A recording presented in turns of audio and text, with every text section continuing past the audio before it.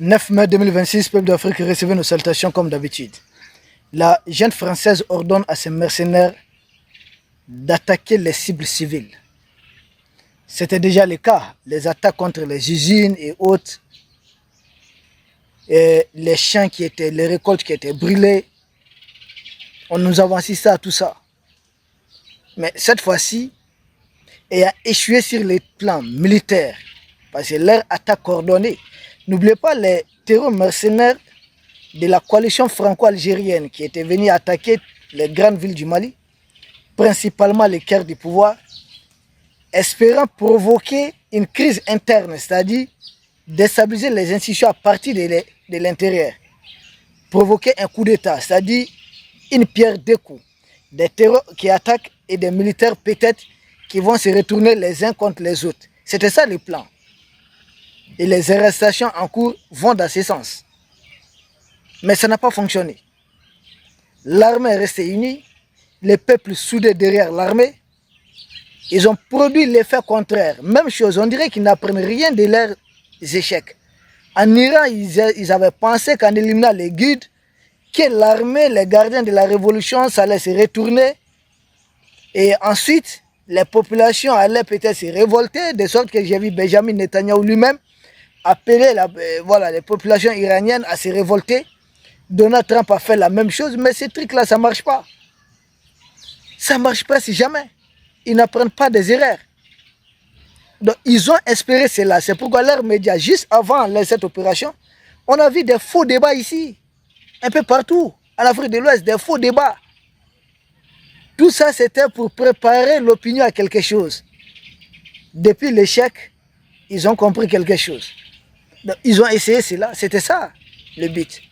Donc, face à cet échec militaire, ils veulent se rabattre sur autre chose. Honte, déçus, humiliés. Qu'est-ce qu'ils font? Comme s'ils connaissaient même la honte. Ils disent maintenant, ils lancent un blocus autour de Bamako. Que rien ne va entrer dans Bamako. Nous avons dit, ah bon? Sur la rue de Sigasso, ils ont tenté ça d'abord quand vous sortez de Bamako. Vous dépassez Sanakoroba, Dialakoroba, vers Marako. Ils ont tenté quelque chose là-bas. L'armée a été les dégager là. Ensuite, ils ont tenté vers Wolesebou, l'armée les a délogés. Vers Kéléa, l'armée les a délogés. Au niveau de Faya, l'armée les a délogés. Sur la route de Guinée, l'armée allait les déloger. Il ne fallait pas les voir fuir, abandonnant souvent leurs chaussures. Donc quand l'armée repart, ils essaient de revenir pour terroriser les civils. C'est l'ordre que la jeune française a donné, la DGC. Il faut attaquer même les bus civils. Mais je dis, mais vous attaquez les bus, ce sont les civils. Vous échouez doublement dans ce que vous étiez en train d'orchestrer. Parce que nous avons vu une campagne médiatique pour essayer d'humaniser un peu, donner un visage un peu humain aux terroristes du Génime. Jusqu'à envoyer certains politiciens en mission dire c'est des gens qui sont fréquentables, on peut discuter avec eux, ils comprennent, ils ne sont plus terroristes et autres, mais seulement face à l'échec militaire. L'attitude qu'ils ont adoptée montre qu'en réalité, ils ont voulu porter juste un masque humain. Ce sont des monstres. Les populations civiles vont se souder davantage encore derrière nos forces de défense et de sécurité. Parce que c'est auprès de nos forces de défense et de sécurité que nos civils, les populations, ont l'air sali. Pas face à ces barbares qui disent tchou, tcha, tchou. C'est-à-dire ils disent quelque chose le matin, à midi, ils font le contraire. Même chose que Donald Trump. Hein. Ils sont tous comme ça, Emmanuel Macron et autres là. Publiquement, on défend les droits de l'homme. Et nos valeurs là, ce sont les droits de l'homme. Mais dans les faits, ils envoient des mercenaires massacrer des femmes, des enfants, des populations civiles qui n'ont rien à voir. Mais résultat, le peuple est soudé derrière les autorités. Et notre nouveau chef d'état-major en place, le général de division, Élisée Jean Dao, il en a parlé. Il dit des bandits qui se promènent à 2, 4 tout au plus, allaient essayer de couper la route par-ci, par-là, pour intimider, terroriser les populations civiles. Que c'est l'une de ses missions aussi. Nous allons venir à bout de cela. C'est du terrorisme. purement et simplement. Pas plus, pas moins. Il n'y a pas une autre explication. Souvent, voilà, là où il n'y a pas l'armée, même aux États-Unis, l'armée ne peut pas être à chaque mètre carré. Ils surgissent quelque part, ils arrêtent un bus, ils font descendre les passagers et se mettent à brûler, à incendier. Ils filment ça, ils envoient l'image aux médias propagande de la jeune française. Et puis ils disent, voilà, bloqués sur tout le monde. Mais en réalité, quand l'armée se pointe là, ils fuient. Dans les baoulés, on vient de neutraliser plus de 100 héros. Plus de 100 héros. Ce n'est pas que l'armée qui les évite. Ils ont peur d'être neutralisés. Pourtant, ils ont géré, ils sont promenés. Dire partout que vraiment, ils sont, je ne sais pas, des fous. Ils disent, ils sont dans quoi? Que si ils meurent, ils vont aller au paradis. Ils ont 70 vierges qui les attendent là-bas. Je dis, c'est affaire des femmes. Donc, ils ont, je sais pas, 70 vierges qui les attendent là-bas. Ils sont dans de tels discours. Je dis, mais quand l'armée malienne se présente à vous pour vous faciliter ça, vous aurez vos femmes. Vous envoyez de l'autre côté et se mettre à fuir jusqu'à abandonner leurs chaussures, leurs sandales. Il dit, mais ça c'est triste, c'est de la manipulation. C'est des simples mercenaires qui ont été envoyés. Ils n'ont rien à voir presque avec aucune religion. C'est des fous, des farfelus. Des gens avidissants qui prennent des stupéfiants. Seulement, c'est en train de déconstruire un travail de la jeune française savamment orchestré depuis quelques années. Depuis que la jeune française a été expulsée du Mali, elle a cessé d'interdire, elle a cessé, pardonnez-nous, d'utiliser l'expression terroriste. Elle utilise dorénavant l'expression djihadiste. Donc la jeune française veut les présenter comme des fous, des religieux, des fanatiques religieux, et qui n'ont rien à voir peut-être avec le terrorisme, c'est peut-être leur courage. Ce n'est pas ça. Il y a une image qui a été construite petit à petit. Sinon, quand la jeune française était là, on les appelait tous des terroristes. Mais depuis que la jeune française a été expulsée, les médias français les traitent dorénavant de simples djihadistes. Et à l'époque, nous avions déjà alerté. Mais seulement, ce narratif ne tient plus debout. Pourquoi? Regardez quand ils sont allés attaquer les domiciles du ministre de la Défense. Ils ont détruit une mosquée avec plusieurs fidèles à l'intérieur. Ils les ont assassinés. Des gens qui priaient. Si c'est l'islam là, ils ne sont pas plus musulmans que des gens qui étaient en pleine prière. Ils n'ont rien à voir avec l'islam. C'est des mercenaires. Ils ont assassiné des gens en pleine prière. Une mosquée, tout musulman se doit de respecter au moins une mosquée. Ils ont bombardé la mosquée, détruit la mosquée. Et des gens comme ça viennent se présenter aujourd'hui et disent non, ils sont vraiment dans le combat des trucs. Non, ce sont des mercenaires. Mais qui ont pour principal prétexte pour recruter, pour enrôler, il faut avancer des questions religieuses. On est dans ça, dans ce cirque, dans cette mascarade.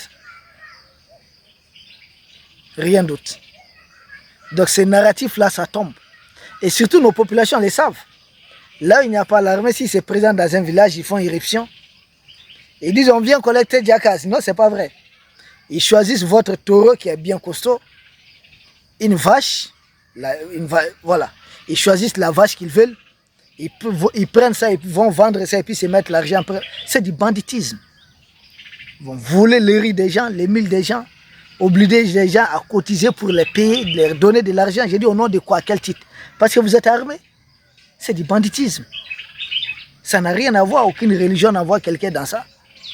Et vous partez dans des villages où il y a des mosquées. Donc leur narratif des djihad. Et puis, toutes les religions révélées interdisent au moins à certains bandits de prendre la femme, l'adultère, de prendre la femme d'autrui.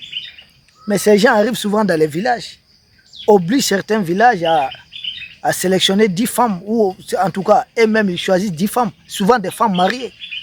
Non que c'est des femmes qui vont faire leur corvette, c'est pas vrai. Dans certaines opérations, quand on a libéré des villages, on a retrouvé des femmes enceintes. Des femmes d'autrui, ils abusent de ces femmes. Et puis le lendemain, ils renvoient les femmes à la maison, chez leur époux, comme si de rien n'était. C'est des pratiques comme ça qu'ils sont en train de faire. Quelle religion autorise ça? Donc ici, au niveau des Maliens lambda, personne ne pourrait parler des questions de religion. Ils ont été suffisamment démasqués. Maintenant, à défaut de défendre cette question de religion, les médias propagande de la jeune française ont voulu les présenter comme des gens qui ont cessé d'être radicaux, qui sont devenus maintenant, excusez-nous, entre guillemets, des rebelles un peu modérés, mais en réalité, dans les faits, nous voyons que c'est des gens qui sont en train d'incendier les bus, des paisibles voyageurs qui n'ont rien demandé. Et c'est tous ceux qui voyagent, même peut-être, épousent peut-être la ligne idéologique actuelle. Je ne sais pas. Mais ils sont en train d'incendier. Les bus, ils ne font pas. Des ambulances ont été interdites. Il a fallu que l'armée arrive sur le terrain pour mettre fin à leurs bêtises. L'armée les a nettoyés. Ils sont plus de 100 qui ont été neutralisés dans les baoulés. Un peu partout. S'ils disent bloquistes, normalement ça doit être contre l'armée. Mais ils fuient quand ils voient l'armée, ils évitent, ils fuient. Nous nous disons que le terrorisme tire vers sa fin, vous savez. Quand quelque chose arrive vers sa fin, elle devient dangereuse, très dangereuse. C'est comme les serpents blessés. Il devient encore très très dangereux. Et pour nous, le terrorisme est arrivé à ce stade. Ah oui, le terrorisme est arrivé, oui, c'est arrivé à ce stade. Où ils essaient maintenant d'embêter les populations civiles un peu partout. Nous condamnons les massacres au niveau d'un village au centre du Mali il n'y a pas longtemps. Le gouverneur a d'ailleurs communiqué, nous prions pour le repos éternel de tous nos martyrs et nous souhaitons propre blessés, propre rétablissement à tous nos blessés. Ils sont allés se jeter sur un village désarmé, ils se sont mis à tuer des civils. Voici des gens qui sont entretenus, voici des gens que la France envoie certains de nos politiciens pour essayer de cultiver, d'entretenir une image un peu positive, donner l'image des gens peut-être qui peuvent être acceptables, mais en réalité, on dit chasser le naturel, il revient toujours au galop. Il s'agit des bandits, des grands chemins. Donc ni l'image, ni le fait de vouloir leur construire une image de peut-être des religieux, cela est un échec total. On voit comment ils sont en train de violer les femmes d'autrui. Nous condamnons cela. Ni une image des gens qui sont fréquentables, qui n'ont rien à voir avec la population civile. Nous les voyons en train d'incendier les bis des populations civiles. Et quand l'armée se pointe, ils fuient. C'est des mercenaires. Mais l'armée est en train de les neutraliser. Leur histoire de blocus là ne tiendra pas debout. Partout, l'armée est en train de les nettoyer.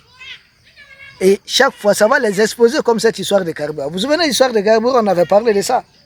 Parce que des gens que nous partons chercher dans les petits coups, dans les petits trous, des gens qui se cachaient dans les grottes, quand ils décident de dire qu'ils vont mettre bloqué sur le carburant, ça va être quoi?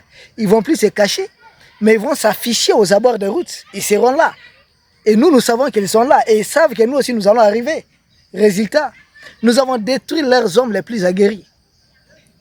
Et c'est pourquoi, histoire de blocus de carburant, ils ont mis fin à ça. Sans que personne demande quoi que ce soit, on négocie quoi que ce soit. Tout ce que vous allez attendre, c'est de la manipulation.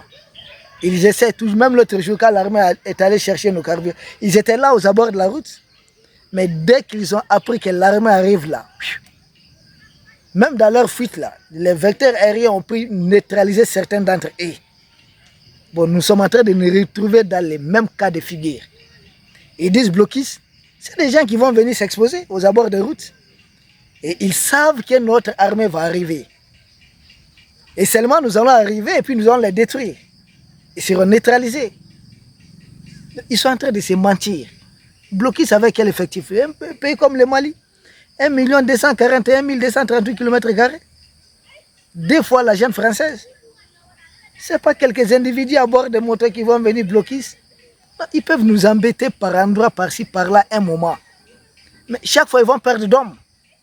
Et nous avons vu lors des dernières attaques coordonnées, ils ont mobilisé beaucoup plus de femmes et des enfants. Ça montre qu'ils sont totalement en manque d'effectifs.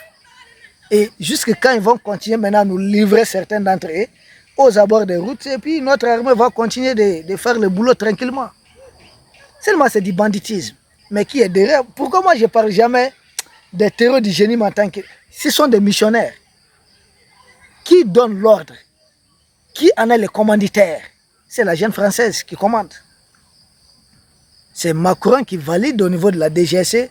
Voilà, procédez comme ça, faites ceci. Vous avez échoué peut-être à voilà, provoquer un coup d'État, vous avez échoué dans ça.